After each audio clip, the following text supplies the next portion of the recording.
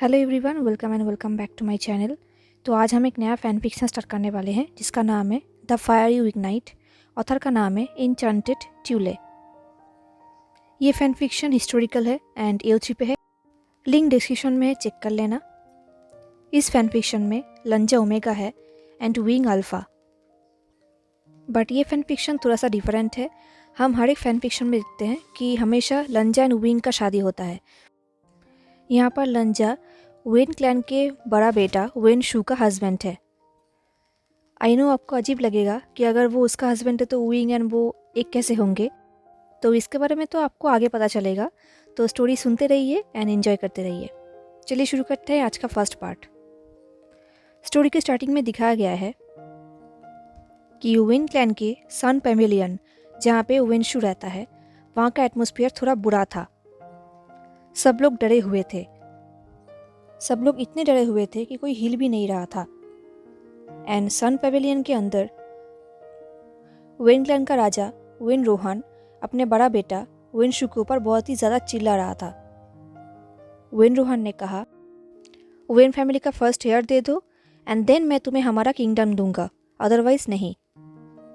ये बोल के वेन रोहन वहाँ से चला गया। वेन रोहन का ऑर्डर बिल्कुल क्रिस्टल क्लियर था। अब वेन शू के पास कोई भी चॉइस नहीं था, उसे ये करना ही होगा। उसे अपने पापा के सामने अपना फर्स्ट हेयर प्रेजेंट करना ही होगा।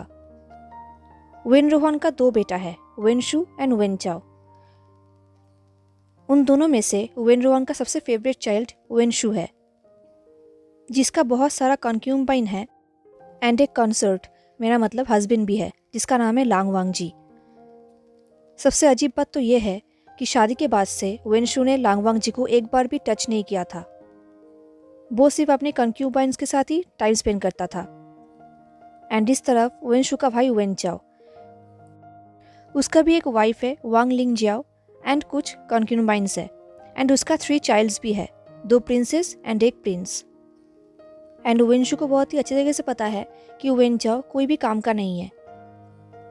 अगर उसे ये किंगडम मिल गया तो सब कुछ खत्म हो जाएगा, किंगडम में कुछ भी नहीं बचेगा। एंड वेन शू ये नहीं चाहता, वो खुद राजा बनना चाहता है।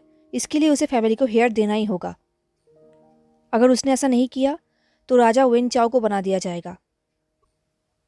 बट एक प्रॉब्लम है जिसके बारे में वेन शू किसी को नहीं बता सकता। एंड वो प्रॉब्लम यह है कि वेन शू इनफर्टाइल है, जिसका मतलब वेन शू के थ्रू कहीं भी कोई बेबी नहीं हो सकता। इस प्रॉब्लम के बारे में किसी को नहीं पता सिवाय वेन शू के एंड वेन शू के प्राइवेट हीलर वेन लेई के। क्योंकि ये प्रॉब्लम बहुत ही अनकॉमन है, किसी को इसके बारे में नहीं पता, कोई भी नहीं समझेगा।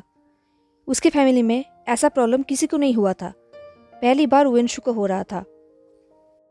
एंड अगर वो इसके बारे में किसी को बताता तो कोई भी इस पर बिलीव नहीं करता। एंड उसके फादर ये कभी भी एक्सेप्ट नहीं करते एंड उसे फैमिली से निकाल देते। तो इसलिए वेन शू ने इसे छुपाया।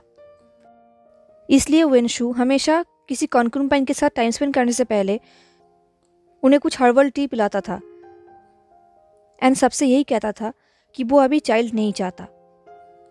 उसका शादी हुए 2 साल हो चुका था एंड हमेशा उसका फादर उसके ऊपर प्रेशर डालता था कि उसे चाइल्ड चाहिए। बट वेन शू कहता था कि उसे 24 बर्थडे से पहले कोई भी चाइल्ड नहीं चाहिए। एंड अनफॉर्चुनेटली इस साल वो 24 की होने वाला है। एंड अब उसे ये काम करना ही होगा, उसे फैमिली को हेयर देना ही होगा। वो अपने रूम पे बैठ के ये सब सोच रहा था एंड अल्कोहल पी रहा था। इनफैक्ट उसने अल्कोहल की बोतल भी तोड़ दिया। उसके आसपास बहुत सारे कंक्यूबाइंस थे, वो सब उसे देख रहे थे। एंड फाइनली एक ब्रेव कंक्यूबाइन उसके पास आया। उसे डरते हुए कहा, क्राउन प्रिंस, मुझे पता है कि मेरा कोई औकात नहीं है आपसे आपके प्रॉब्लम के बारे में पूछने का, बट अगर आप मुझे अलाउ करेंगे आपको सर्व करने के लिए तो आई थिंक आपका प्रॉब्लम थोड़ा कम हो सकता है। ये सुन के वेन शू ने उस कंक्यूबाइन की तरफ देखा और एक डेंजरस मेक किया और कहा, तुम बहुत ही ब्रेव हो ना?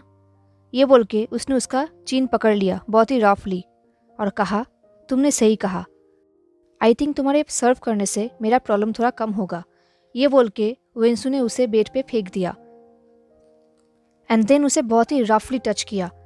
उसने बहुत चिल्लाया बट फिर भी वेन शू नहीं रुका, वो भी सबके सामने। एंड फाइनली जब वो कंक्यूबाइन बेहोश हो गया तब वेन शू रुका एंड कुछ सर्वेंट्स आके उस कंक्यूबाइन को वहाँ से लेकर गए। देन वेनशु ने अपने हीलर को बुलाया।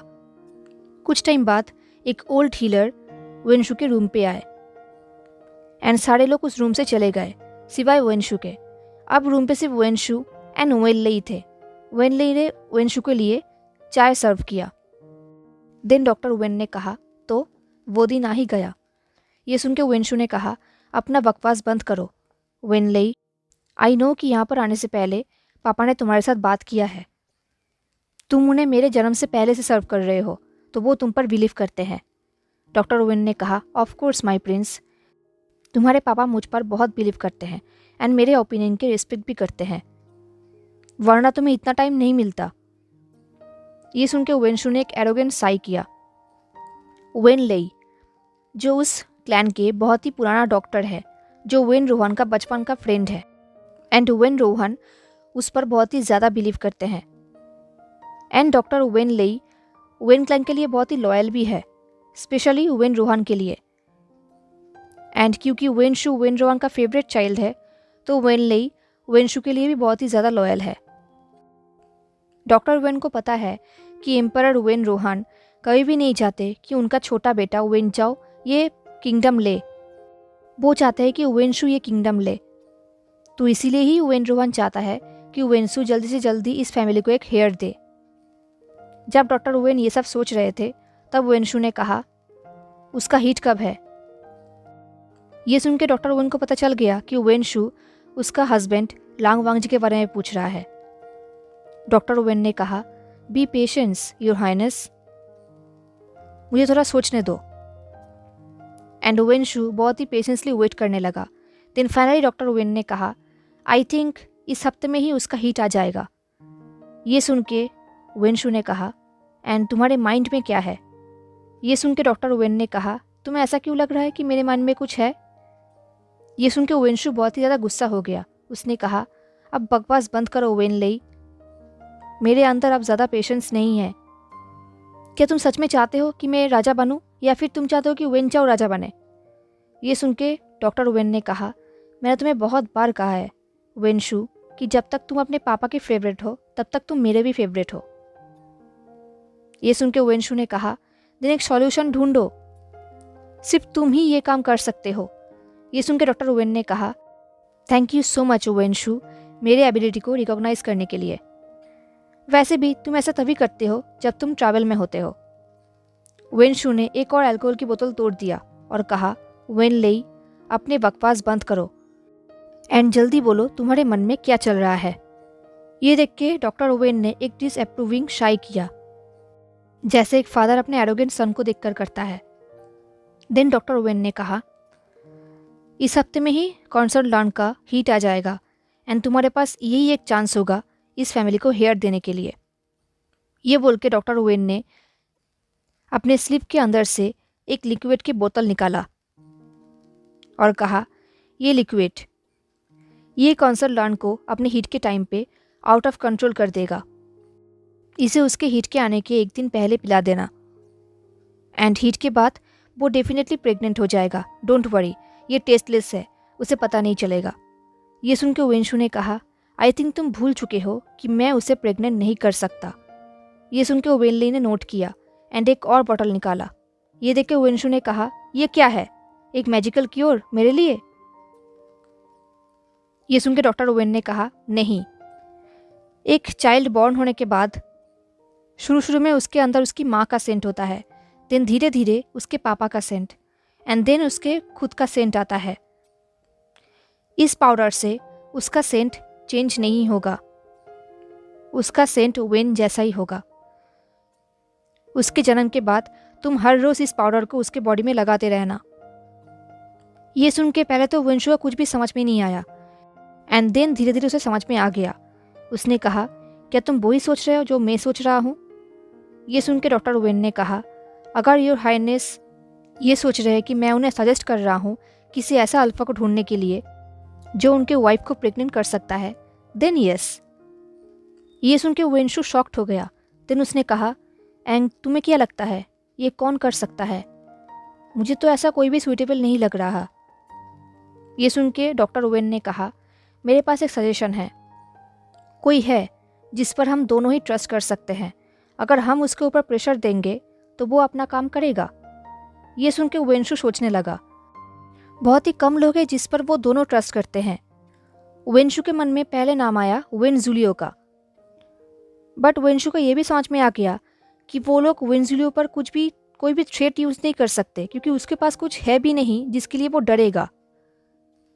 एंड तभी उसके मन में एक और नाम आया। एंड तभी डॉक्टर वेन ने कहा, जनरल वुई वुशियान, जो वेनचिंग एंड वेनचाओलिंग के एडॉप्टिव सिबलिंग है, जो बहुत ही ब्रेव है। बचपन में वो स्ट्रीट में घुमा करता था एंड चोरी किया करता था अपने पेट भरने के लिए। दिन एक दिन वो वेन रोहान के नज़र में आया एंड वेन रोहान का उसका ब्रेवनेस बहुत ही पसंद आया। ये देख के वेन रोहान उसे महल पे लेकर आया एंड वेनचिंग के फैमिली को सौंप दिया। जैसे ही वेन रोहान ने देखा कि वुशियान बहुत ही कैपेबल एंड ब्रेव है, तभी उन्होंने डिसाइड कर लिया था कि बड़ा होकर वुशियान यहाँ का जनरल बनेगा। एंड जैसे ही वुशियान 18 साल का हुआ, उसी किंगडम का जनरल बना दिया गया। अब वुशियान बहुत ही पावरफुल एंड क्लेवर है। वो हर एक वर्ड जीतता है। जब वेनशु ये सब सोच रहा था, डॉक्टर वेन ने कहा, वो बॉय अपने फैमिली से बहुत ही प्यार करता है ना? वो अपने फैमिली के लिए कुछ भी कर सकता है। एंड मैंने सुना है कि एम्पेरर बहुत ही जल्दी वेनचिंग की शादी लार्लिंग के जिन जिशुन से करवा रहा है, जो बहुत ही ज़्यादा क्रूअल है। अगर वेनचिंग का शादी वहाँ पर हुआ तो उसका ज़िंदगी बर्बाद हो जाएगा। एंड वो फैमिली ऐसा नहीं चाहता। वुशियान एंड वेन सिबलिंग बहुत टाइम से कोशिश कर रहे हैं इस शादी को तोड़ने के लिए, बट ऐसा नहीं हो रहा। वो लोग नहीं कर पा रहे हैं। एंड उनका अंकल, जो कि वेन शी है, उन्होंने इस शादी के लिए डिसएग्री भी किया था, जिसके लिए एम्परर ने उन्हें जेल में डाल दिया था। वेन सियाई भी जेल में है एंड बहुत जल्दी उसे मौत का सज़ा भी मिलेगा। एंड आई नो वुशियान ये सब नहीं चाहता। वो अपने अंकल को फ्री करना चाहता है एंड ये एंगेजमेंट रोकना चाहता है। एंड हम उसके लिए ऐसा कर सकते हैं अगर वो हमें हेल्प करेगा तो। ये सुन के वेनशु ने कहा, मैं ऐसा नहीं कर सकता, मैं एम्परर के अगेंस्ट नहीं जा सकता। ये सुन के वेनली ने स्माइल किया। वेनली ने कहा, तुम ऐसा कर सकते हो। डॉक्टर वेन के ऐसे एक्सप्रेशन देख के वेनशु का सब कुछ समझ में आ गया। वो बाहर गया एंड सर्वेंट से कहा, अभी का भी जनरल वुशियान को यहाँ पर लेकर आओ। इस तरह वुशियान बहुत सारे वेन सोल्जर्स एंड वेनजुलियो के साथ ड्रिंक कर रहा था। आज उनको एक विक्ट्री मिली थी वॉर में, तो वो लोग बहुत ही ज़्यादा खुश थे। उन लोगों के बीच में एक वाइन का कंपटीशन हुआ जहाँ पर वुशियान जीत गया एंड सब लोग तालियां बजा रहे थे एंड वेइंग स्माइल कर रहा था। वेनजुलियो ने कहा, अमेजिंग, कॉन्ग्रेचुलेशन जनरल वेई, तुम जीत गए। ये सुन के वुशियान ज़ोर ज़ोर से हंसने लगा। दिन वो अपने आसपास को देखने लगा। वहाँ पर बहुत सारे सोल्जर्स थे, सब लोग खुश थे, तालियां बजा रहे थे, गाना गा रहे थे, ड्रिंक कर रहे थे। एंड वहाँ पर बहुत सारे ओमेगास भी थे जिन्हें वहाँ पर एंजॉयमेंट के लिए रखा गया था। एंड ऑफ कोर्स फोर्सफुली सारे सोल्जर्स उन ओमेगास के साथ मज़े कर रहे थे। एंड ये सब देख के विंग को बहुत ही ज़्यादा बुरा लग रहा था। विंग को ऐसे देख के वेनजुलियो ने कहा, तुम्हें देख के ऐसा नहीं लग रहा कि तुम एंजॉय कर रहे हो। ये सुन के विंग ने अपने आंखें बंद किया एंड एक डीप शाई किया। वो बहुत ही टायर्ड है, एग्जॉस्टेड है। वो अपने चेम्बर में वापस जाना चाहता है एंड सोना चाहता है, बट वो ऐसा नहीं कर सकता। उसके पास ये चॉइस ही नहीं है। उसने अपने आईज ओपन किया और कहा, नहीं, कुछ नहीं। देन विंग ने फिर से अपने आसपास को देखा एंड देखा सब लोग बहुत ही क्रेजीली एंजॉय कर रहे हैं, बट विंग को अच्छा नहीं लग रहा था। सब लोगों को यही लगता है कि विंग को ये सब चीज़ें पसंद है, ऐसे मज़े करना, कनक्यूबाइन के साथ टाइम स्पेंड करना। सबको लगता है विंग को मनी पसंद है, ओमेगास पसंद है, बेटास पसंद है, तलवार पसंद है। एंड सब लोग गलत भी नहीं थे। शुरू शुरू में विंग को ये सब बहुत ही अच्छा लगने लगा था। सबका अटेंशन उसके ऊपर रहता था, वो हीरो था एंड अभी भी है, बट धीरे धीरे ये चीज़ कम होता जा रहा था। उसके पास अब सब कुछ तो है, बट उसे फिर भी अच्छा नहीं लग रहा है। उसे फील होता है कि कुछ ना कुछ तो है जो उसकी लाइफ से मिसिंग है, जो उसे चाहिए, बट उसे पता नहीं कि वो चीज़ क्या है। अब विंग को वहाँ पर रहने का बिल्कुल मन नहीं कर रहा था, तो वो उठकर खड़ा हो गया एंड वहाँ से निकल गया। वो ऐसे ही चलते चलते स्टेबल के सामने आ गया। देन वो उसके अंदर चला गया। उसके अंदर उसका फेवरेट हॉर्स चिंचिंग था। वो वहाँ पर गया एंड उसके हेड पे अपने हाथ फिराया। उसने कहा, हाय चिंचिंग, मैंने तुम्हें बहुत मिस किया। जब वो ऐसा कर रहा था तब उसके पास एक सर्वेंट आया। उस सर्वेंट ने कहा, जनरल विवुशियन, प्रिंस वेंसु आपके लिए उनके रेसिडेंस में वेट कर रहे हैं। ये सुन के विंग सोच रहा था अब वो उससे क्या चाहता है, बट विंग ने कुछ कहा नहीं। उसने चुपचाप सर्वेंट को फॉलो किया एंड वो वेंशु के रूम पे पहुंच गया। जैसे वो वहाँ पर गया, वहाँ पर वेंशु के अलावा एक और इंसान था जो शायद वेनचिंग का बॉस था, डॉक्टर वेन लेई। जैसे ही विंग रूम के अंदर आया, दरवाज़ा पीछे से बंद कर दिया गया एंड अब विंग को समझ में आ गया कि वो यहाँ पर ट्रैप्ड हो चुका है। फिर भी उसने कुछ कहा नहीं। वो चुपचाप चेयर पे जाके बैठ गया। उन लोगों ने एक दूसरे को ग्रीट किया एंड देन डॉक्टर वेन ने कहा, जनरल विवुशियन, कॉन्ग्रेचुलेशंस, आपने फिर से आज हमारे लिए एक अवार्ड जीता है। सच में आप हमारे किंगडम को बहुत ही अच्छा सर्विस देते हो। ये बोल के डॉक्टर वेन ने स्माइल किया, बट कहीं ना कहीं विंग को लग रहा था ये स्माइल टेरिफाइंग है, फेक है। एंड तभी वेनशु ने कहा, विवुशियन, मेरे पास तुम्हारे लिए एक ऑफर है। एंड देन वेनशु ने विंग को सब कुछ बताया। ये सब सुनते ही विंग ने वाइन के ग्लास को टाइटली पकड़ लिया। वो सिर्फ चुपचाप सुनता रहा एंड उन दोनों को देखता रहा। उसे बिलीव नहीं हो रहा था। ये ऑफर सुन के विंग को डिजी फील होने लगा। वो लोग ऐसा सोच भी कैसे सकते हैं। बट विंग को ये भी रियलाइज़ हुआ कि उसके पास यही एक रास्ता है अपने अंकल को एंड अपने वेंची को फ्री करने के लिए। अंकल जेल में है, विंग को उसे निकालना ही होगा एंड वेंचिंग, वो उसकी ज़िंदगी बर्बाद नहीं कर सकता। तो उसे अपने फैमिली के लिए इतना तो करना ही होगा। विंग ने कहा, आप लोगों का प्लान क्या है मेरे अंकल एंड मेरे सिस्टर के लिए? ये सुन के वेंसु ने स्माइल किया। उसने कहा, तुम्हारे अंकल को फ्री करना बहुत ही ईजी है, वो हम कर लेंगे एंड उनको उनका पोजीशन भी वापस मिल जाएगा। विंग ने कहा, एंड वेंचिंग का शादी? ये सुन के वेनलेई ने कहा, उसके लिए तुम्हें थोड़ा वेट करना होगा। ये सुनकर विंग ने कहा, क्या मतलब? वेनलेई ने कहा, ये मैरिज बचपन से फिक्स किया गया है एंड तुम ये अच्छे से जानते हो कि ये मैरिज पॉलिटिकल मैरिज है, तो हमें इसके लिए कुछ सोचना होगा। बट हाँ, 1 साल के अंदर ही अंदर हम इसे रोक लेंगे। ये सुनकर विंग ने कहा, 1 साल? आपको पता है कि एम्परर उससे पहले ही उसका शादी कर देंगे।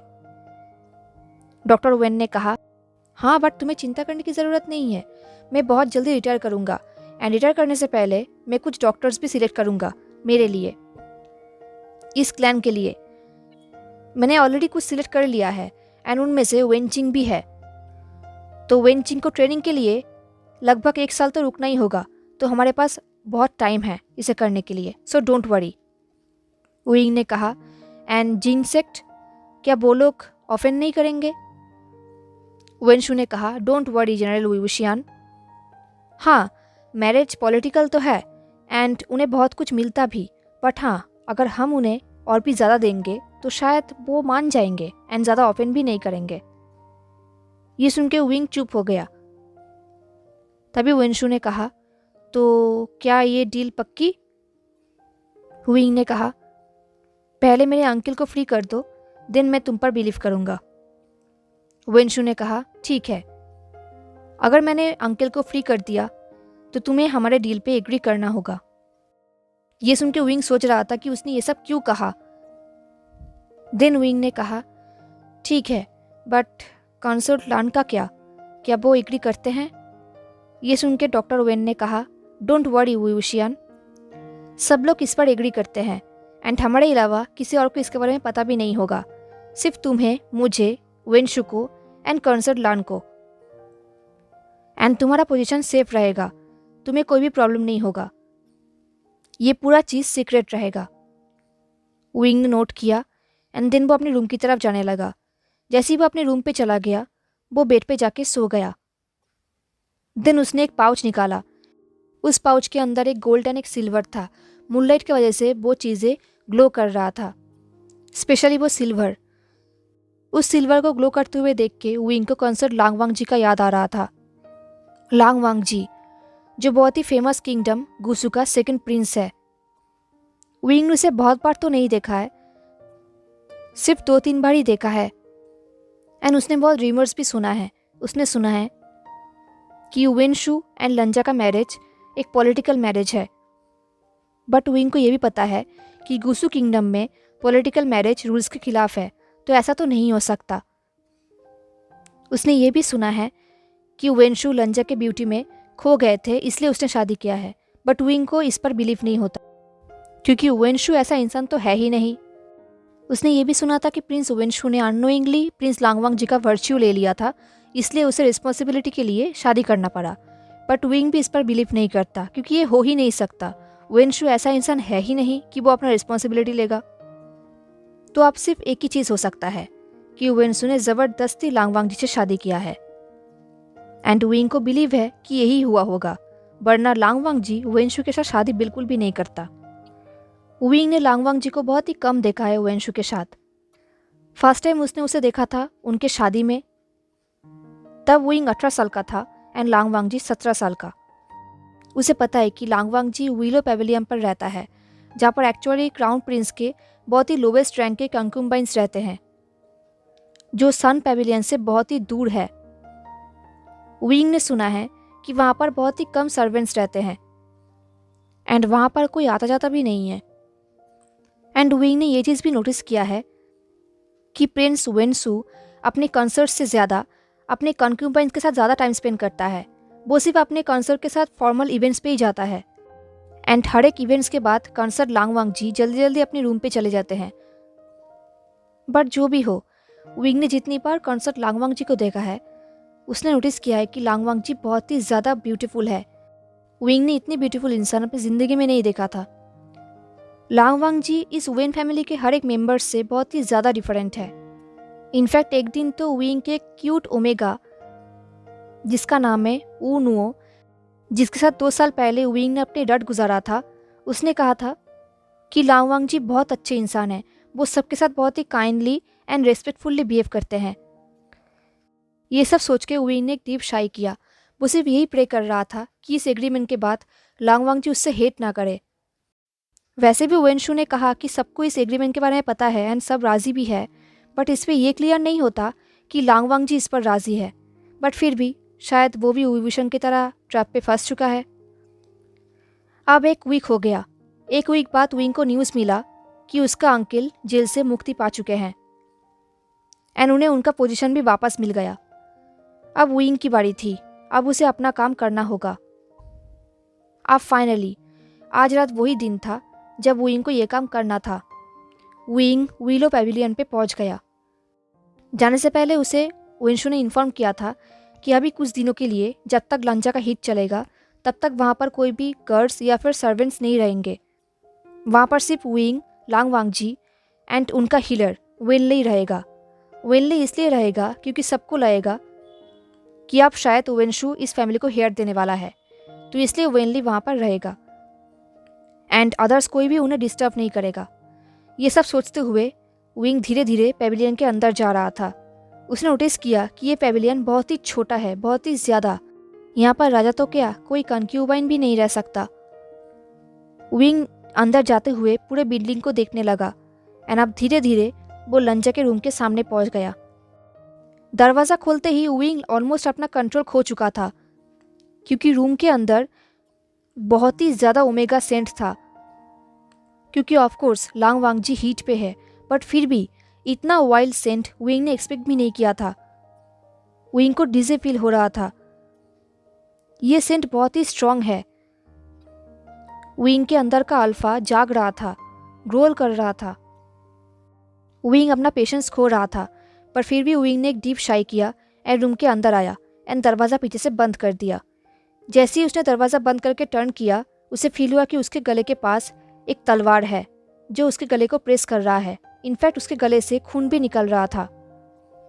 रूम बिल्कुल डार्क था एंड बहुत ही साइलेंट था। विंग को सामने वाला इंसान के ब्रीथिंग सुनाई दे रहा था। एंड देन फाइनली उस इंसान ने एक लवली कोल्ड वॉइस में कहा, गेट आउट। Hello everyone. तो कैसा लगा आपको आज का फर्स्ट पार्ट, मुझे ज़रूर बताना। हाँ, एंड अगर आपको आज का पार्ट अच्छा लगा हो तो लाइक, कमेंट, शेयर, सब्सक्राइब जरूर करना। मिलते हैं नेक्स्ट पार्ट में, तब तक के लिए tata, take care, stay safe, bye.